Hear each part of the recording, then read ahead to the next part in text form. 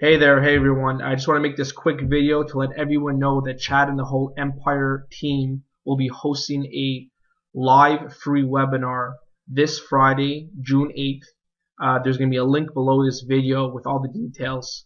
I encourage everyone who's interested in creating mobile applications, and I really think everyone should be because it is the future, to go ahead and register and to get on the webinar. They're going to be releasing a lot of insider information on how how they grew a multi-million-dollar company in a very short amount of time. We're talking months with mobile applications. Also, right after this announcement, I created a little presentation which basically shows exactly what I'm doing with mobile applications. Like I mentioned in earlier emails, I don't only do Facebook applications, I also do mobile applications.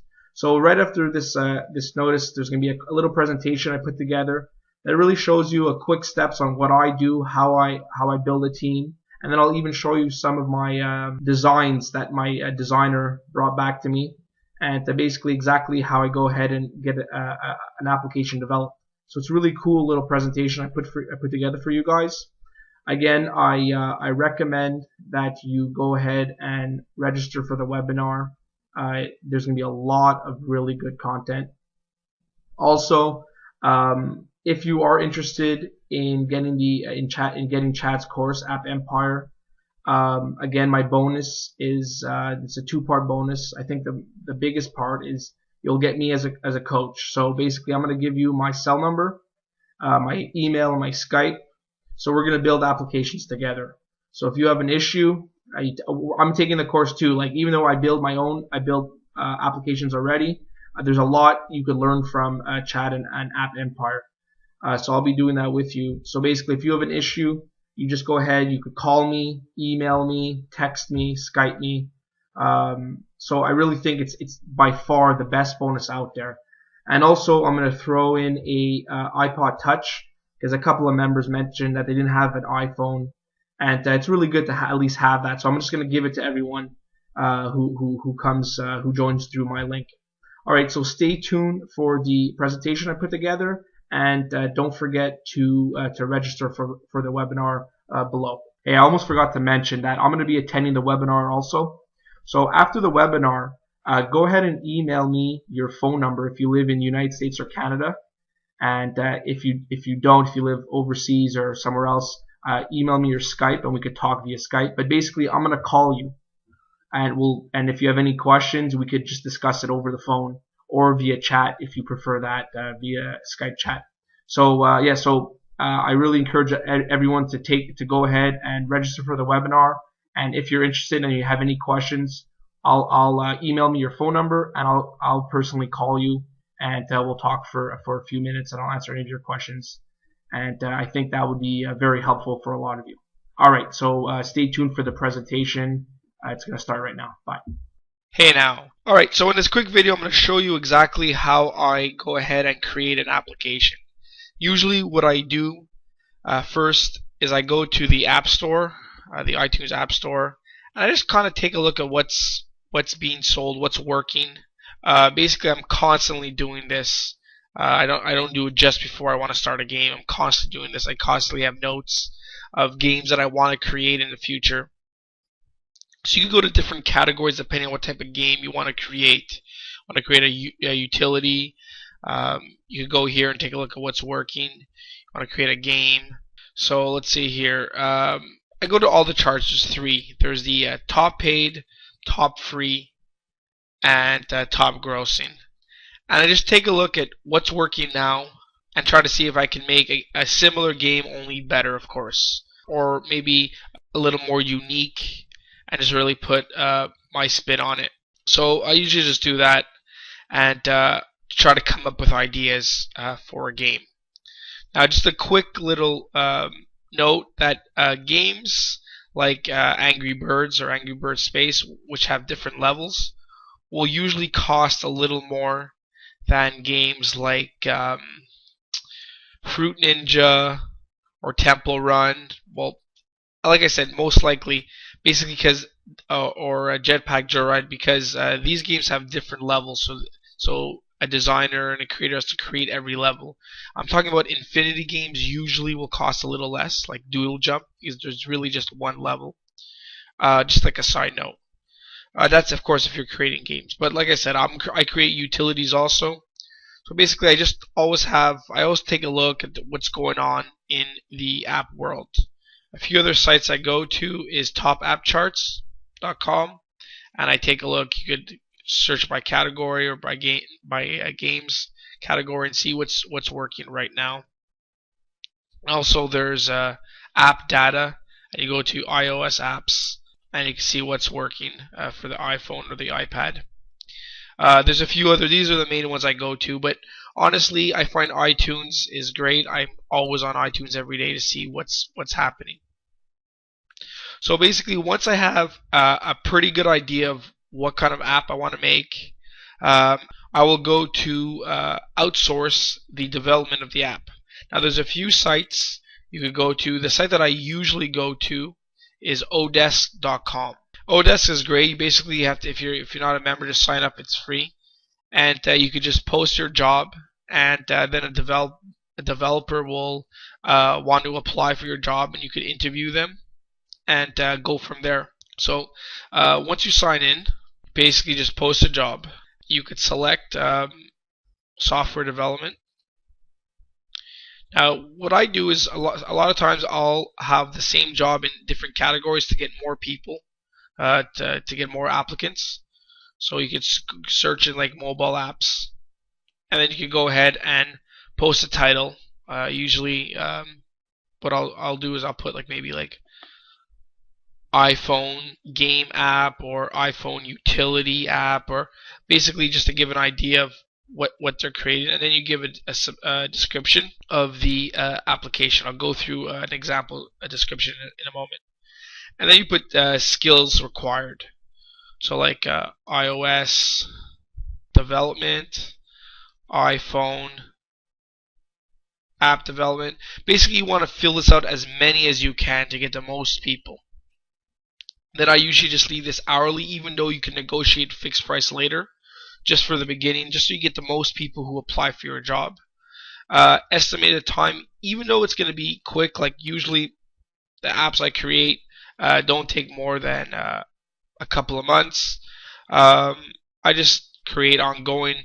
You know, I've had a programmer that I've been with for 2 years, so you know that's why you just put ongoing. This way, more people will probably apply if they know it's longer jobs. And just put full time. Again, this can be changed after you negotiate. This is the beginning. I usually keep it public because I want the most people. For advanced options, what I like doing is feedback score. I like putting at least 5. You know, some people, they can still apply if they have less than 4. Sorry, I mean at least 4. I just like showing that I want someone who has good feedback, at least 4 to 5. I don't care where they're from. I don't care if they have a portfolio, but definitely you'll see that you're going to definitely want them to show you examples of past work. They don't necessarily have to have a portfolio in Odesk. They can show you links. English level, I like at least 4 to 5, and what you're going to find out once you do this is that you're going to find really, really good developers, programmers, and designers on Odesk and other outsourcing sites such as Guru. And it's amazing how cheap they are, and it's amazing how talented they are. You're going to find educated, talented people to work for you for a very low amount. The biggest issue is making sure that they could communicate in English. The talent isn't the issue, it's the communication. So it's very important. That's one of the main reasons why I do an interview is I interview them usually on Skype, and I want to make sure that when we chat back and forth, I usually never talk to them. It's usually a chat by Skype. But when we talk back and forth, chat via Skype, that they completely understand what I'm saying and they're able to communicate if they have a question or anything with me. So it's very important that they can understand and speak English very well. Like I said, it's not an issue of the talent. The talent's out there. It's You want to make sure that they can communicate. Kids, if they can't communicate, then it doesn't matter how much talent they have; they'll never understand your job. And hours billed on Odesk, I like at least one. I would like more, but then it's 100. So usually I just put one. Make sure that they've at least they've worked on Odesk before. So it's just a bigger trust factor. And then you just post a job. I'll give you an example of a past description here. So this was okay. So here's this job description that I made for a game I was developing. And basically what I did is I just put this first line. I'm looking for to know exactly what you're looking for. A program who's released games for the iPhone before. I basically wrote a brief description of the game. It was a similar game to an old video game called Lode Runner. Basically, I told how I want the graphics. This is just again, the introductions. You want to give some detail, but once you interview them, you'll give them a lot more detail after that. And also what's really good is you put examples of other games or applications, or even if it's not another application, if it's another utility, to give them an idea. So what I did wrong here is I should have actually put a link to Doodle Jump so they could just go and see it right away if they didn't know. I told them how many levels I wanted. I gave them an example of the gameplay, and I told them that I would give them more details. This is all supported. You give more detail to anyone who's interested in applying. And then I provided links of the old game and YouTube videos of people playing the game. And I found like a wiki link. So you give them as many links so they really understand what you want. And then this is pretty cool. I also wrote that I would need them to show me and to add the game to the iTunes store. This really helps the process. You don't have to really deal with any of that. You just really deal with creating the game and make sure that they do a good job. And I also wrote that I would like it on the iPad too. And I wrote that you want to see past work, because you want to make sure that they're able to do the job. Here I did put enough skills. I should have put more. I should have filled it up, like I said in the beginning. But this just really gives them an idea. And then I just posted it, and I waited for people to apply. Now, when people apply for your job, you'll see a couple of there's a couple of different. There's people that are that they work for agencies, so they work for a company. A lot of time they're basically just like a manager, and they say, hey, listen, I have a team of like 10 or 20 or 30, whatever, how big their company is, of developers that could do the work.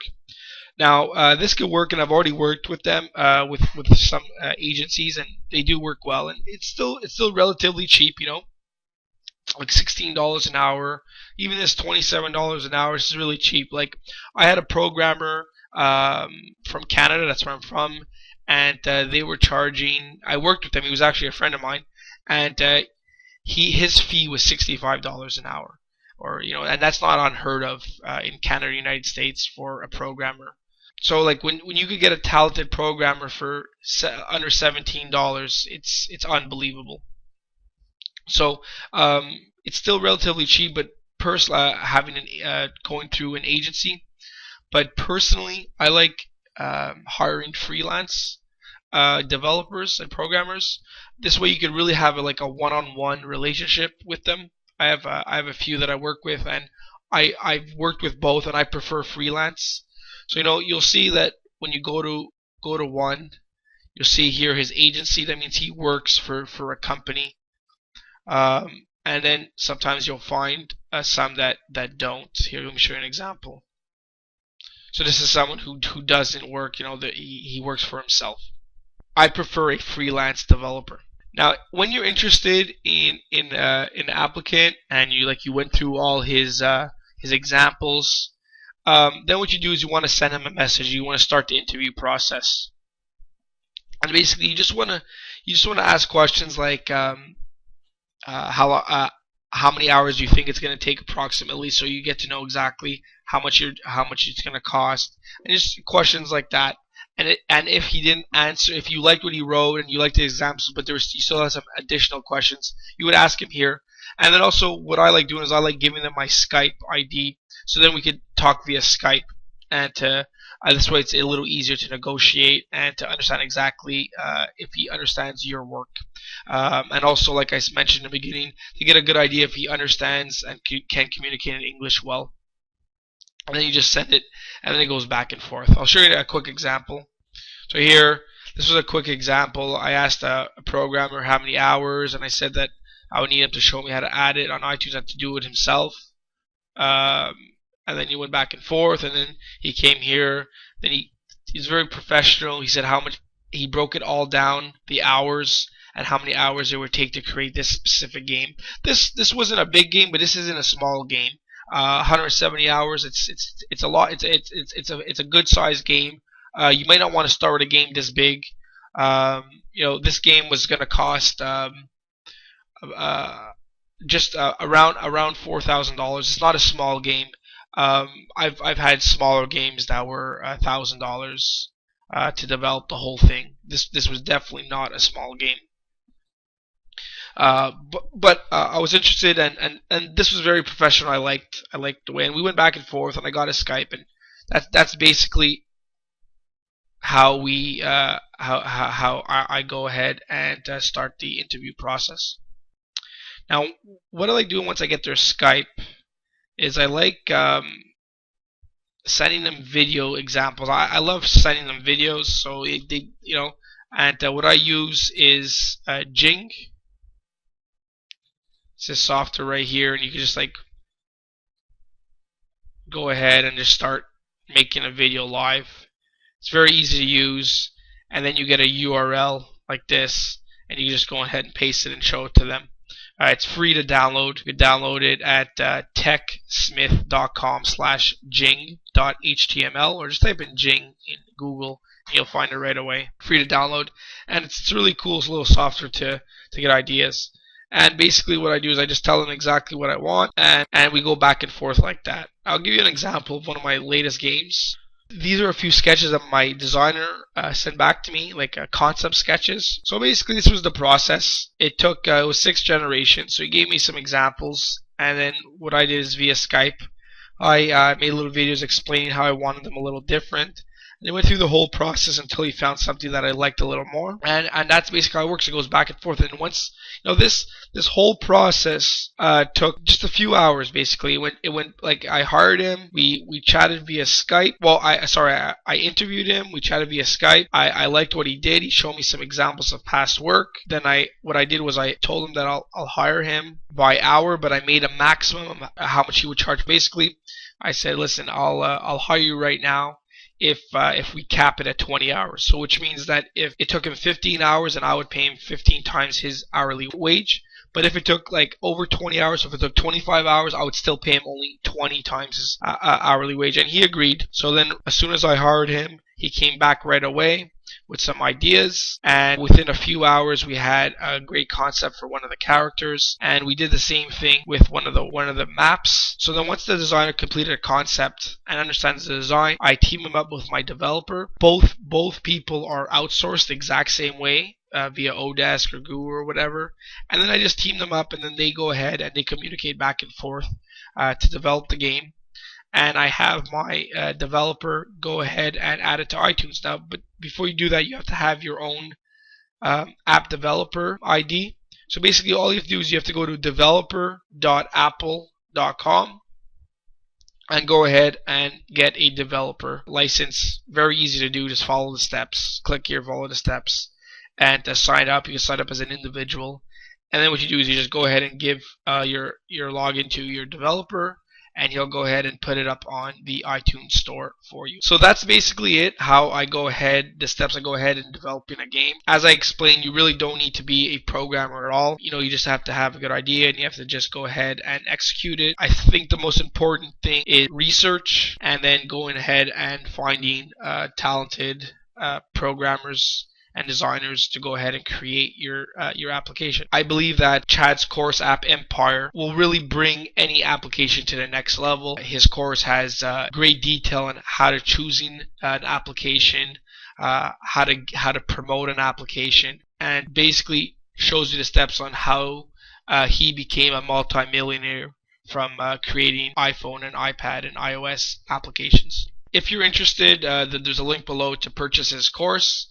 Like I mentioned, the bonus that I'm providing is me. You're basically going to get to create applications with me. I'm going to provide my phone number, my cell number, my email and Skype. Oh, there's one of my programmers now. And so this way, with Chad's course and with me, who you could talk to and build it, we could build apps together. It's basically the only missing ingredient is taking action. So I truly believe that if you're interested in creating mobile applications, this course is the best way to go. And I feel that my bonus is probably the best bonus.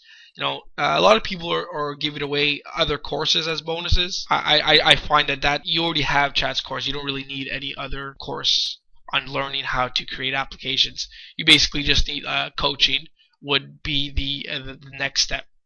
So for free, I think it's a great deal. If you have any questions, hit me up, email me. I'm always here to answer your questions.